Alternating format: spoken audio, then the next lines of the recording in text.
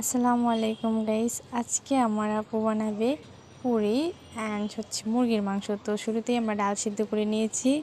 এবার আমরা আটাটাকে মাখাবো। তো শুরুতেই পানি এবং লবণ দিয়ে মাখাচ্ছি। তো এরপরে আটা মাখা শেষ গেছে। এখন আটাটাকে আমরা ডাল দিয়ে পেড়া করে নিয়েছি। এবার এটা রুটির মতো বেলে নিব। আমার রুটিটা বেলা শেষ হয়ে গেছে।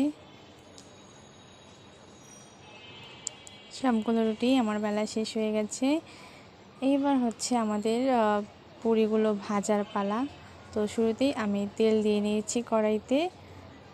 তেলটা গরম হওয়া অবধি অপেক্ষা করি। তেল গরম হওয়ার পরে আমরা এতে পুরি দিয়ে দিচ্ছি। তো পুরিটা ফুলে উঠেছে। এবার পুরি ভাজা হয়ে গেছে আমার। এভাবে করে সবগুলো পুরি একে একে ভেজে নিব। ভাজার পরে রেখে দিয়েছি। আরও একটি পুরি ভাজতেছি। আমরা এভাবে এক একে করে সবগুলো পুরি ভেজে নিব। গাইস, আমাদের পুরি ভাজা সবগুলো শেষ হয়ে গেছে। এবার আমরা মুরগির মাংস দিয়ে এটাকে খাওয়া শুরু করব। তো চলেন মুরগির মাংস নিয়ে আসি।